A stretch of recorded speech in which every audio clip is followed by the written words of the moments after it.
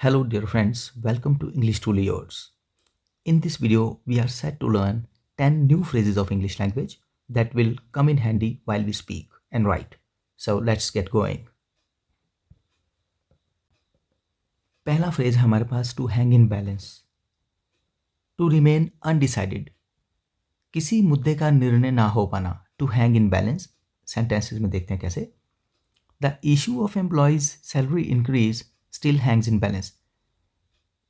Employees की salary increase होनी है, लेकिन ये वाला इशू अभी डिसाइडेड नहीं है, अनडिसाइडेड पड़ा है. It still hangs in balance. The matter of construction of new bypass road still hangs in balance. नया बाईपास बनना है रोड कहीं पर, उसकी कंस्ट्रक्शन का जो मैटर है अभी हैंग्स इन बैलेंस, मतलब उस पर कोई निर्णय नहीं हो पाया है. It is undecided and it hangs in balance. Next हमारे पास to take a dig at, to say something intended to criticise और एम्बेरस समवन. किसी का मजाक उड़ाने या किसी को शर्मिंदा करने वाली कोई ऐसी बात करना. Stop taking digs at your step mother all the time. कोई बच्चा अपनी स्टेप मदर के बारे में बार बार मौका मिलते ही ऐसी बातें कहता है जिससे उसे एम्बेरसमेंट फील हो, तो हम कह सकते हैं he takes dig at his step mother.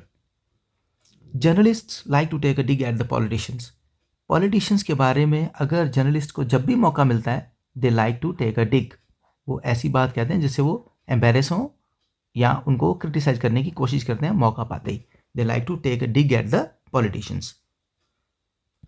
Next है हमारे पास to toe the line, to follow an already followed path. किसी का अनुसरण करना, जिस रास्ते पे कोई पहले चला उसी रास्ते पे चलना, कुछ नया ना करना. He has joined his ancestral business and is now towing the line of his family. उसने अपना पारिवारिक पुश्तानी बिजनेस ज्वाइन कर लिया अब, and is now towing the line of his family. वो उन्हीं का अनुसरण कर रहा है, अपनी फैमिली का. He is just toeing the line, doing nothing new. Many officers are just toeing the line of their predecessors. Predecessor मतलब उनसे पहले जो ऑफिसर रहे हैं, जो भी उन्होंने काम शुरू किए हैं.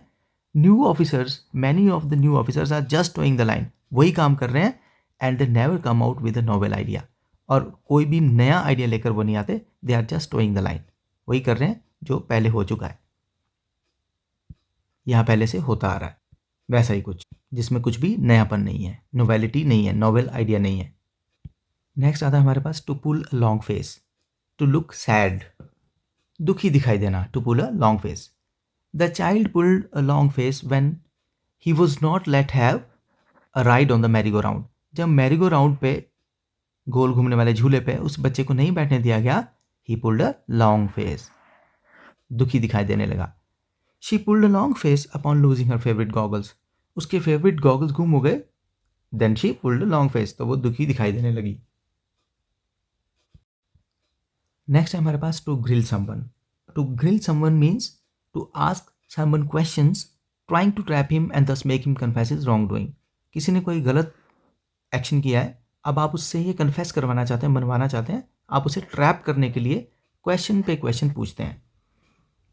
टू ग्रिल समवन, सच्चाई का पता लगाने के लिए सवाल पर सवाल पूछना.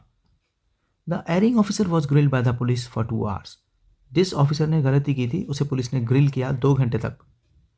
The thief was grilled and then he revealed that he had been committing all the robberies in the area. Area में जितनी भी रॉबरीज हो रही हैं वो कौन कमिट कर रहा है, वही कर रहा है. जब थीफ को ग्रिल किया गया, उससे क्वेश्चन पूछे गए, तो उसने ये रिवील किया कि वही वो सारी रॉबरीज कर रहा था अभी तक. To grill someone. नेक्स्ट है हमारे पास to stand shoulder to shoulder. To stand in support of someone और a group in times of difficulties.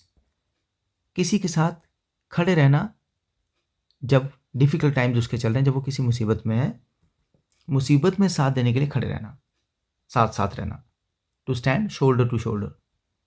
All the friends stood shoulder to shoulder in the fight against the enemy. दुश्मन से निपटने के लिए सभी फ्रेंड्स शोल्डर टू शोल्डर खड़े रहे, साथ में खड़े रहे एक दूसरे की सपोर्ट में. Russia stands shoulder to shoulder with India in the fight against terrorism. Terrorism के अगेंस्ट फाइट करते हुए रशिया इंडिया के साथ खड़ा है, shoulder to shoulder. It is always standing in support of India. To stand shoulder to shoulder. Next हमारे पास in the least, in minimum possible amount or to have minimum effect. किसी का चीज़ का ना के बराबर प्रभाव होना या फिर मात्रा कम होना, बिल्कुल ना के बराबर मात्रा होना। सेंटेंसेस में देखते हैं। I am affected in the least by this remark of yours.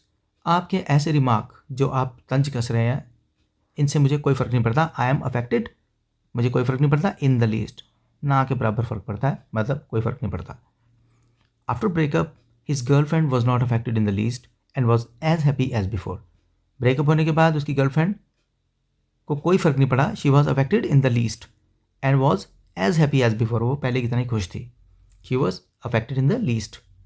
Next हमारे पास to one's heart's content, to one's complete satisfaction, जी भर के, to one's heart's content. Sentence में देखते हैं। You can eat to your heart's content in 500 rupees in that restaurant.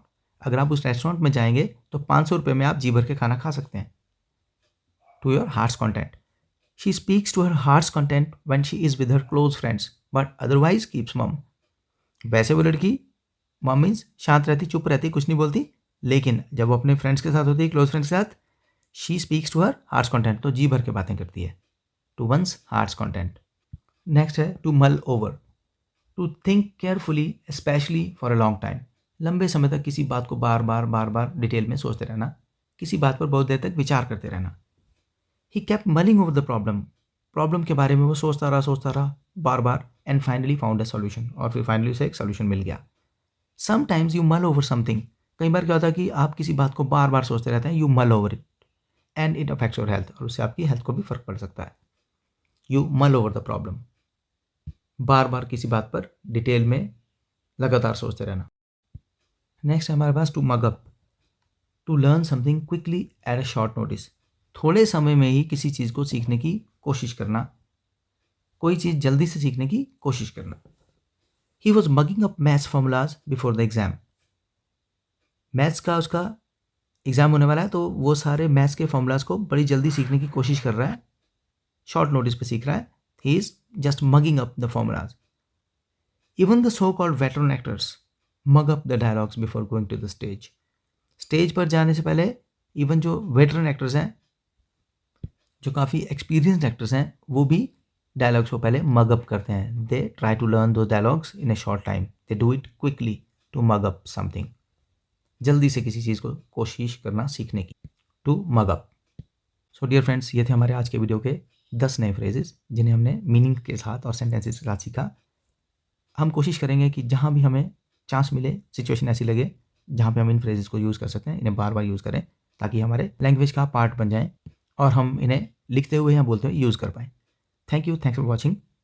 And if you have liked the video, kindly like, share and comment, and also subscribe to my channel. Thank you. Thanks for watching.